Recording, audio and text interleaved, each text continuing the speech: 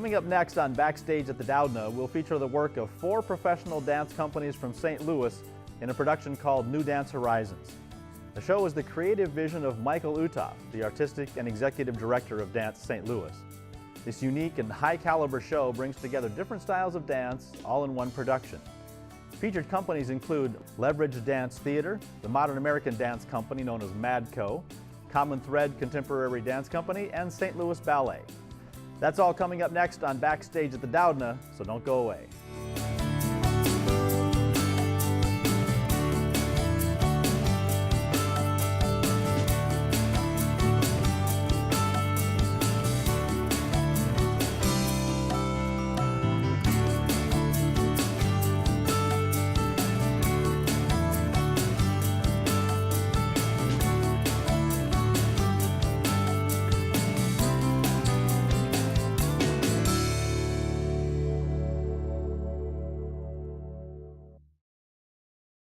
Welcome back to Backstage at the Doudna. I'm your host, Dwight Vaught. We've closed out the 2013-2014 live performance season, but while that was happening, our cameras were there to capture not only great performances, but also insightful interviews with the artists who entertained our audiences this year. In this season of Backstage, we'll be featuring pianist William Yang, a 12-year-old virtuoso who will amaze you with his talent.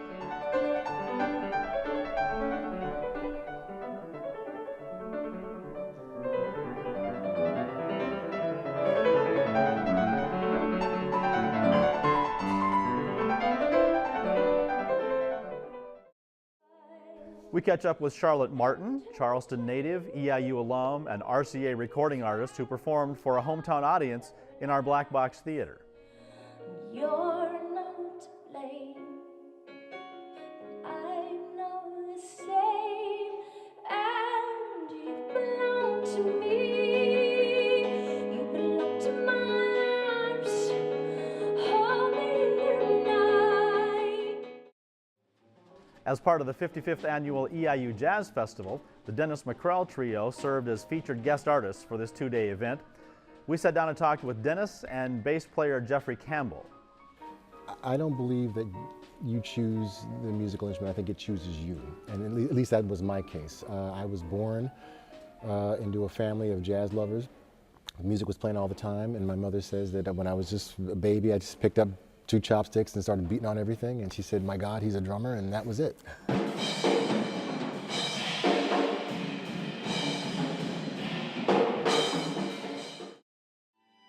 The White City, presented by Thodos Dance Company, brought the history of the 1893 Chicago World's Fair to the stage as a story ballet.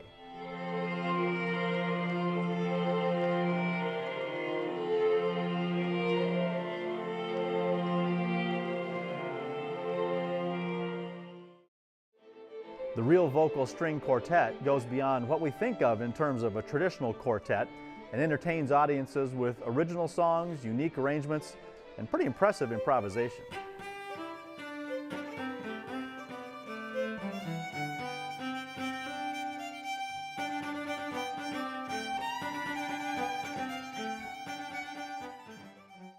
And that brings us to our featured performers for this episode.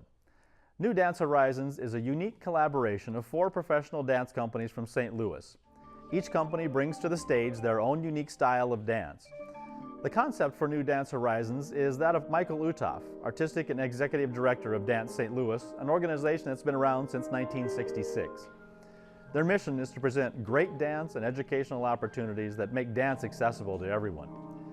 To put this show together, Utoff found 4 nationally known choreographers from around the country and had them collaborate with 4 St. Louis dance companies to create distinct, clever, and moving world premieres.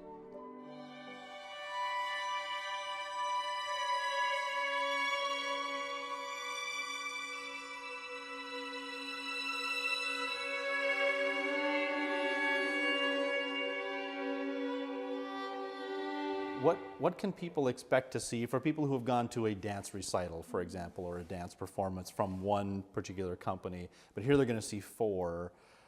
That in itself is unique, but what holds it all together? I mean, what is New Dance Horizons as you see it?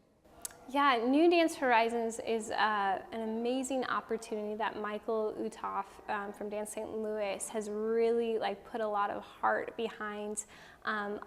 Usually dance companies were limited to what we get to perform based on who is our normal resident choreographer or who we can afford to come set a piece on us. So this is really different for us because Michael and the funding behind it is allowing us to work with amazing internationally known choreographers. So each different dance company has been paired up with someone they've never worked with before. My dance company, Common Thread, we got to work with Yuri Sands, which was just a delight and a learning, nurturing experience. And he, with his wife, has a dance company in Minneapolis called Two Dance. So that in itself is really different. So not only are you seeing 4 different dance companies, but you're seeing something different for those dance companies. So rather than just coming and seeing MADCO or Saint Louis Ballet or anyone and seeing what we normally get to perform, you're seeing something totally out of the ordinary for everyone. So for not only just good premier professional dance companies, but for internationally known choreographers making the piece. So I think the brains behind each piece are really the best of the best.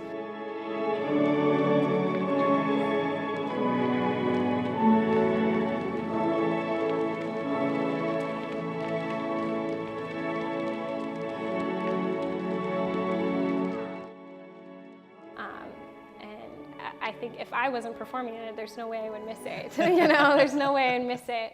And just working with, for us as company members to get to dance beside other companies is really fun. And it's just this idea of, this is, the dance world in St. Louis, and instead of being segregated, we're all in a bus together. And that creates a different atmosphere backstage, and I think it creates a different performance too. That maybe, I think the audience picks up on just the sense of love of dance. And rather than going and seeing a recital, I think I mentioned you just have different choreographers, so different brains behind each piece.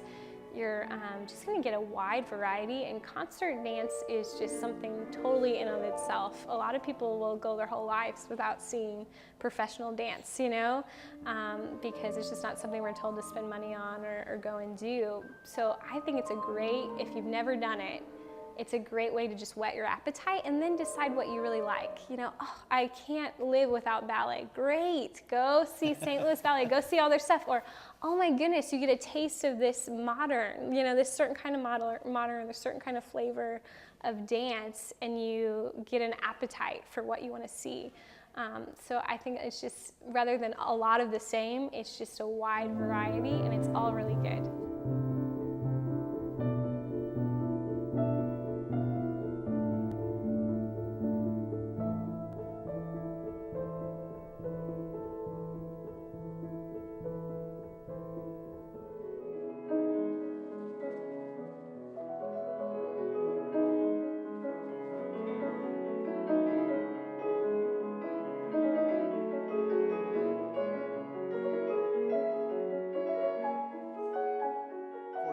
And this will morph into the general question about what is contemporary dance, but why was it appealing to you? For those of us who may have seen a little bit of dance when we were young, and we might think dance is ballet, or dance is now the popular rage is the ballroom stuff, and things like that. How would you describe, and what's the appeal of contemporary dance to you? For me, I think it just... Is contemporary and modern the same thing? It's so hard. It's like postmodern, when you look at art form, it's a good way to, there's expression, there's realistic paintings, there's the abstract, there's a Van Gogh, and so they're always moving, but the basis is good technique. And so we all have this basis of ballet, and then people like Martha Graham, came in and said, let's mess it up a little bit, let's muddle with it to say something new, but it all has the same heart. For me, like I said, I think naturally everyone just has a different way they want to move, just like a different way they like their clothes. I just was drawn more to the challenge of contemporary dancing, so taking ballet and maybe not, and just saying something new with it and taking the lines, and so it's really a broad range. It really is a broad range. When I teach class, I just encourage people to look up the mothers of modern dance to get an idea of where we're coming from. And then right now, I think there's, neoclassical ballet. It's almost like, music. You think, well, there's classical, and then we have all these other variations, but there's still music, and they're still really good, and they still work, with counting and instruments. And so it's taking those same core basics and just experimenting, because there's always something different to say. So for me, I think I just love watching it, but it's really like the rhythm, my body, I just wanted to do it. I saw Jen dancing and I thought, that's what I want to do. You're doing what I naturally want to do, and I jumped into it. For other people, that's naturally what I don't want to do. So they enjoy the challenge of, I've never done this, I want to do it. I want to do floor work. I'm used to point shoes, or I want to, do something different. Well, I think the interesting thing about dance in general is that just as soon as you pigeonhole one style, you find so much that's outside of that style. So you really can't say this is dance, just like we can't say this is modern music or this is contemporary music. I mean, it's so varied, and it's so. It really is. It really is. And even looking internationally, we're gonna find someone across the world is gonna say something else with dance, just depending on their background. So. I think that's an exciting point right now for contemporary dance, is because we have this wide access, unlike before, to all the world. We can really get people from Turkey, people from India, whatever. What are you doing? What's the dance over there? And we come together and we get a bigger idea of what dance can be. So I'm like, there's American contemporary dance. Then there's, it's just so diverse.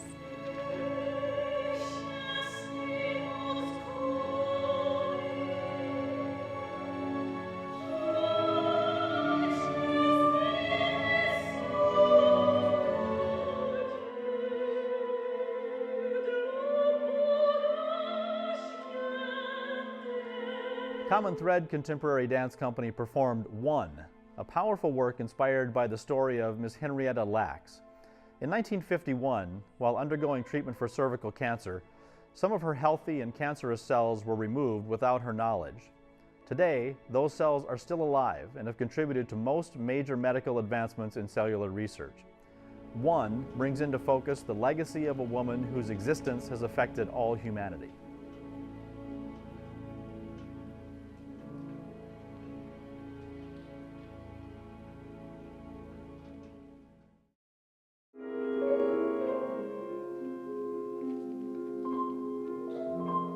Leverage Dance Theater, under the direction of Diana Barrios Whitman, performed Encounters with the Infinite.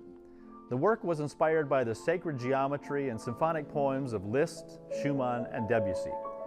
Choreographed by Nela Katkin, the piece explores expression, relationship, and encounters of the human body in space and time through the symbol of infinity.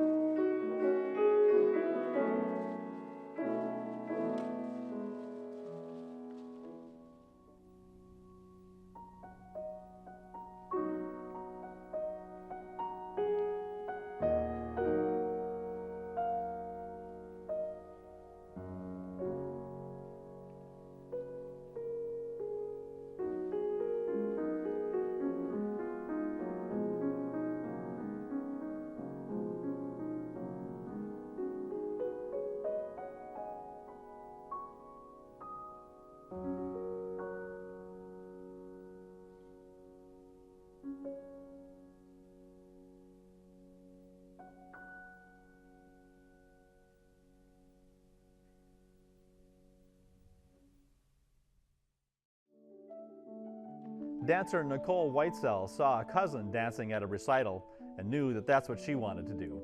She started lessons at age 6 and is now dancing and teaching with MADCO. So what was it about Modern American Dance Company that attracted you as a dancer?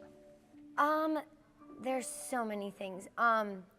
Really, I love that we're a rep company, so we don't have one person choreographing every piece we do all the time. And so we are getting so much variety in styles of dance. We do have our base. Hawkins is like our base technique, but when all these different choreographers come in, we are introduced to their style, their technique, whatever it may be. And so if you don't feel like maybe one is melding as much on you, it's going to be okay, because 3 weeks later you're going to have another choreographer coming in, and you are definitely going to click in something, you know, and it's great to get that experience and to get that exposure to all those different techniques and take a little bit from everybody and make it your own. And so that it keeps it fresh, it keeps you alive and going and growing.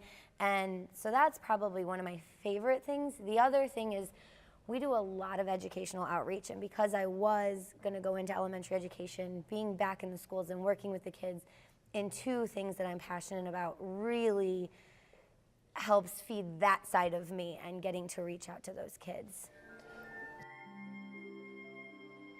So as part of that collaboration with New Dance Horizons, what do you find that are benefits or challenges from working with a collaborative environment like several different dance companies and New Dance Horizons? I don't really find it challenging at all. I really love it. In St. Louis, for some reason, the dance community is just a little bit different than it is in New York or Chicago, and we don't have the times where we can come together as much. And this opportunity, now we get to be with the other dance companies for a week or two of performances and just get to, we don't collaborate necessarily, but we get to at least be surrounded by them and see the other dancers that are in our community, because we don't have that opportunity as much as I guess you would in another city. It's inspiring because you're looking at dancers that, I mean, yes, I have ballet technique and yes, I train in it, but to watch ballet dancers is just completely different, and to see how they work and to put myself next to them and not compare, but I mean, you're just always comparing yourself and trying to grow from somebody else. And then to watch them do, like, for example, tonight they're going to do something that's more contemporary. It's not something they're used to doing. Like, so to see them get to do something that's different, it's just, I don't know, it's just inspiring all around. And Michael Utoff, I mean, he's inspiring to take class from, and getting to work with him. It's just, I don't know.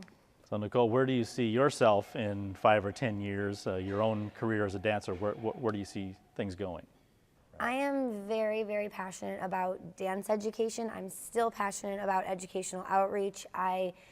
Everything that we do, we at MADCO are also developing like a new program with dance with Down syndrome and kids with slight forms of autism. And I haven't gotten to like delve in a lot with that, but I love where that's going, and I would love to learn more about that. I am also very passionate about working out, and I'm currently like studying to get my certification in training, because I feel like as I get older as a dancer, I'm going to need ways to stay strong and stay in shape, and something else that as I get older that I'm going to still be able to do. But I love teaching at studios and just educating the future of dance. And Great. So that's where I see myself in 5-10 years.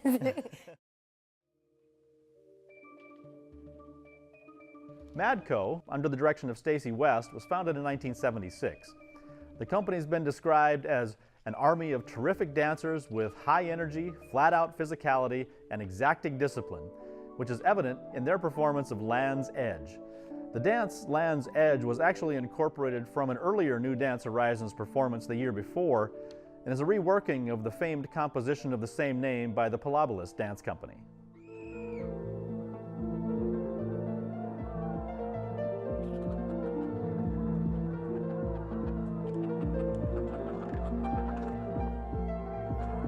MADCO was part of the first New Dance Horizons, and we're happy to be a part of the second variation.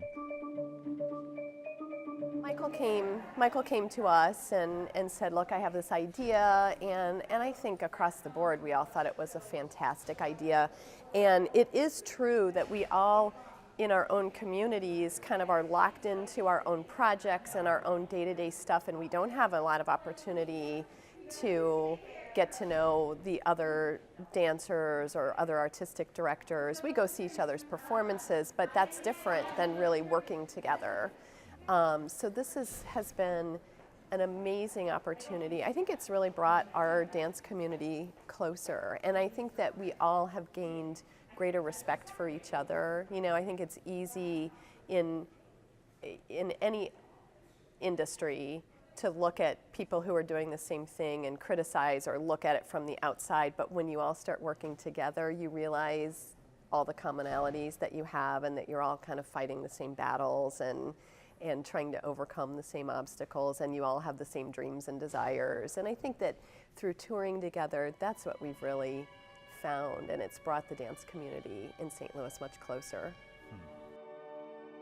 Where do you see dance going, whether it's in St. Louis or in the country or the world? We have an awful lot of opportunity to gain information from around the world as well as transmit it. What's the future of dance? Where's it going?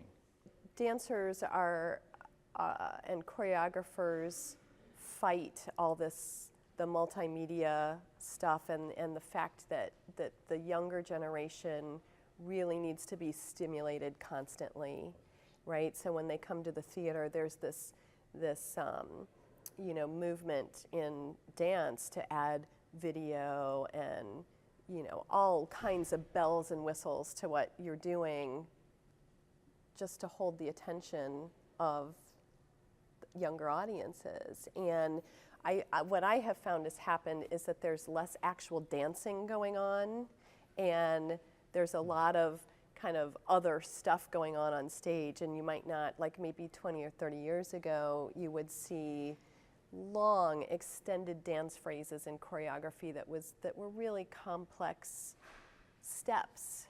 And you don't see that so much anymore. There's a lot of partnering, a lot of interacting with things and props and video and things going on stage. So I think it has changed. The other thing I think that has changed, or that is changing what's being presented or available to presenters, is stuff that is more reality television based and things that have been influenced. I mean, I can't tell you how many times people say, oh, do you watch all the, you know, Dancing with the Stars, and do you watch, and I don't watch any of it. Because to me, you know, those dances are 2.5, 3 minutes long, and they're made for television. Like, to me, that's not what dance is. I want to go to the theater, and I want to sit down, and I want to see a whole piece from beginning to end that has some artistry behind it. Not that those dancers aren't great technicians. There's some really great technicians in that show, but I think to answer your question, that reality television has also changed audience perceptions of what dance is or should be. And are we as artists adapting to that? Maybe a little. Well, we appreciate you being a part of New Dance Horizons, coming here so we can at least get a snippet of who you are as MADCO, taking on some new choreography, some new works, and bringing it to places like Eastern Illinois University in Charleston. We're so excited to be here. Thanks. Thank you.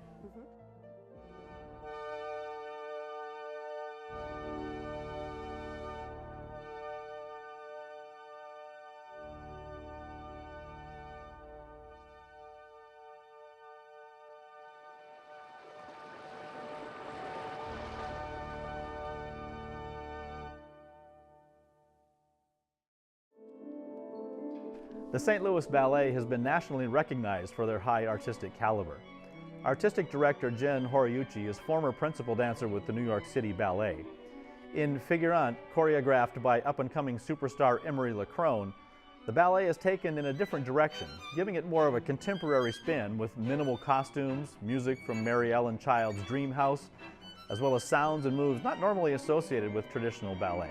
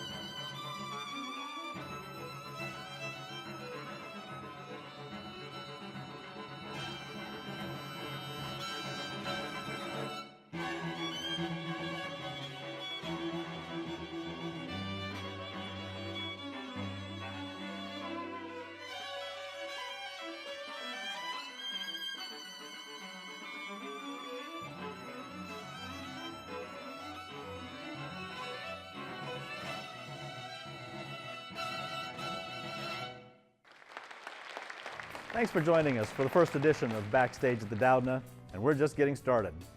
Don't forget, you can always catch up on past episodes online at youtube.com/WEIU-TV. And for more information about the Doudna Fine Arts Center, that's available at eiu.edu/Doudna. For all of us at Backstage, thanks for watching. We'll see you next time.